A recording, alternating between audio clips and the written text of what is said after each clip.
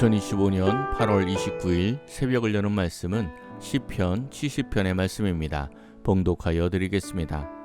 하나님이여 나를 건지소서. 여호와여 속히 나를 도우소서. 나의 영혼을 찾는 자들이 수치와 무한을 당하게 하시며 나의 상함을 기뻐하는 자들이 뒤로 물러가 수모를 당하게 하소서. 아하 아하 하는 자들이 자기 수치로 말미암아 뒤로 물러가게 하소서.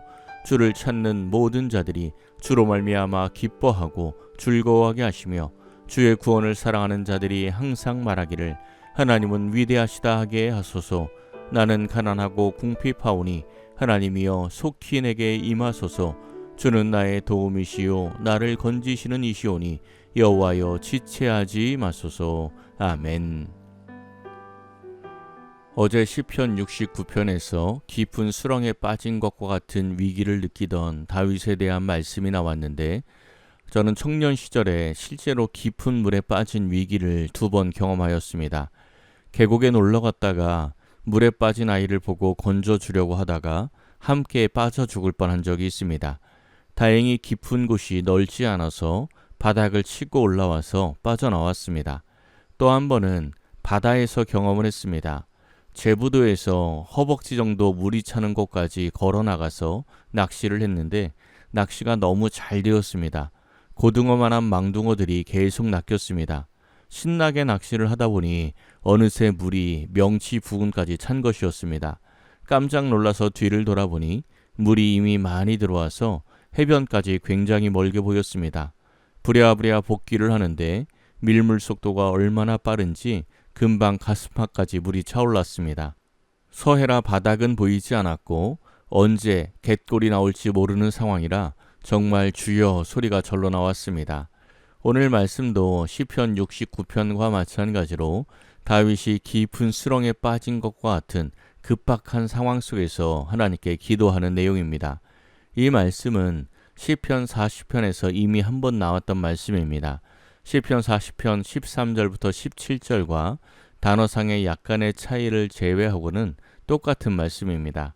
오늘 말씀에는 상황이 나오지는 않지만 시편 40편에는 다윗이 처한 상황이 나오고 있습니다. 시편 40편 1절과 2절입니다. 내가 여호와를 기다리고 기다렸더니 귀를 기울이사 나의 부르짖음을 들으셨도다. 나를 기가 막힐 웅덩이와 수렁에서 끌어올리시고 내 발을 반석 위에 두사 내 걸음을 견고하게 하셨도다. 아멘. 이 말씀만 보면 기가 막힐 웅덩이와 수렁에서 하나님께서 건져주시고 다 해결하여 견고하게 하신 것 같지만 사실 이것은 믿음의 고백입니다. 40편 전체의 내용을 보면 여전히 기가 막힐 웅덩이와 깊은 수렁에 빠져 있음을 알 수가 있습니다. 이러한 급박한 상황 속에서 다윗이 했던 기도의 마지막 부분이 오늘 다시 나오고 있습니다. 어떻게 기도했는지 살펴보겠습니다. 1절입니다. 하나님이여 나를 건지소서. 여호와여 속히 나를 도우소서. 아멘. 나를 건지소서. 속히 나를 도우소서 기도하고 있습니다. 건지다 라고 번역된 단어가 나찰인데 잡아채다, 끌어내다 이런 의미가 있습니다. 수렁에 빠져 있을 때는 스스로 빠져나올 수가 없습니다. 뻘이나 깊은 진흙 속에 늪에 빠졌을 때는 옆에 무엇인가 잡을 게 없으면 움직이면 움직일수록 더 깊이 들어갑니다. 밖에서 끌어내야 살 수가 있습니다. 다윗은 자신이 처한 어려움 속에서 빠져나올 수 있는 유일한 길이 하나님뿐임을 확실히 알고 있었습니다. 다윗은 이러한 믿음을 갖고 3가지 간구를 합니다. 첫째는 대적자들이 무너지게 해달라는 기도입니다. 2절과 3절입니다. 나의 영혼을 찾는 자들이 수치와 무한을 당하게 하시며 나의 상함을 기뻐하는 자들이 뒤로 물러가 수모를 당하게 하소서. 아하 아하 하는 자들이 자기 수치로 말미암아 뒤로 물러가게 하소서. 아멘. 2절에서 나의 영혼을 찾는 자들, 나의 상함을 기뻐하는 자들이라는 표현이 나오고 있습니다. 나를 죽이려 하고 내가 무너지는 것을 기뻐하는 자들, 나에게 수치를 주던 자들이 오히려 수치와 무한을 당하고 뒤로 물러가게 해달라고 기도하고 있습니다. 2번째 기도는 주를 찾는 모든 자들을 위한 기도입니다. 4절입니다. 주를 찾는 모든 자들이 주로 말미암아 기뻐하고 즐거워하게 하시며 주의 구원을 사랑하는 자들이 항상 말하기를 하나님은 위대하시다 하게 하소서. 아멘. 주를 찾는 모든 자들, 즉 하나님의 백성들은 주로 말미암아 기뻐하고 즐거워하게 되고 주의 구원을 사랑하는 자들은 하나님의 위대하심을 찬양하게 해달라고 기도하고 있습니다. 단순히 자신만을 위해 기도하는 것이 아니라 모든 하나님의 백성을 위해 기도하고 있습니다. 기도를 확장할 때 우리의 그릇도 커집니다. 예수님을 첫째로, 이웃을 둘째로, 마지막에 자신을 두고 하는 사람이 큰 그릇입니다. 지금 다윗이 그런 모습을 보입니다. 먼저 하나님을 찾고 둘째로 모든 이웃을 위해서 기도하였습니다. 그리고 마지막 세 번째로 자신의 상황에 대해서 기도합니다. 5절입니다. 나는 가난하고 궁핍하오니 하나님이여 속히 내게 임하소서. 주는 나의 도움이시오. 나를 건지시는 이시오니 여호와여 지체하지 마소서. 아멘. 나는 가난하고 궁핍하다라고 말씀하고 있습니다. 비록 반역을 당하긴 했지만 다윗은 왕인데 가난하고 궁핍한 자는 아닙니다. 시편 68편에서 하나님은 고아의 하나님, 과부의 재판장, 가난한 자들에게 은택을 준비하신 분이라고 말씀한 바가 있습니다.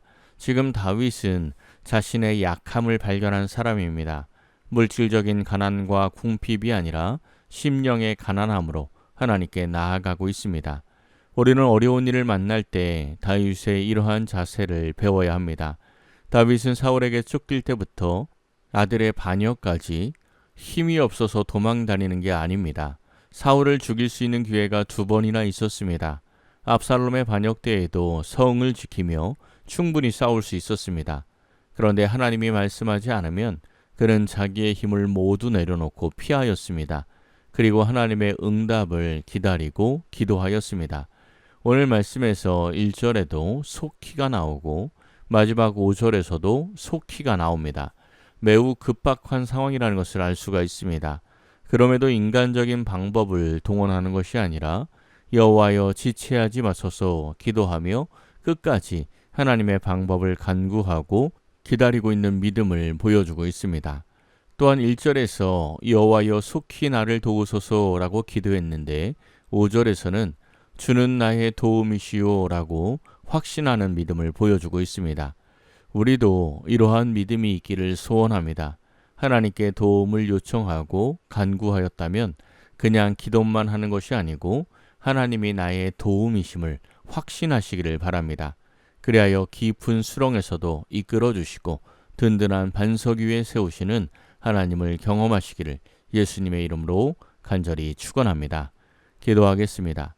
사랑의 하나님 감사합니다. 이 한 주간도 말씀과 기도로 보내게 하시니 더욱 감사드립니다. 다윗의 기도와 간구처럼 우리가 주를 찾을 때 참된 즐거움과 기쁨을 누리게 하옵소서.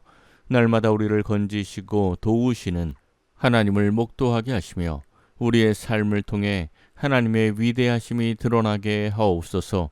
다윗과 같이 응답을 확신하며 기도하는 우리 모두가 되게 하옵소서. 오늘 하루도 하나님으로 인해 행복을 누리는 복되고 형통한 하루가 되게 하옵소서.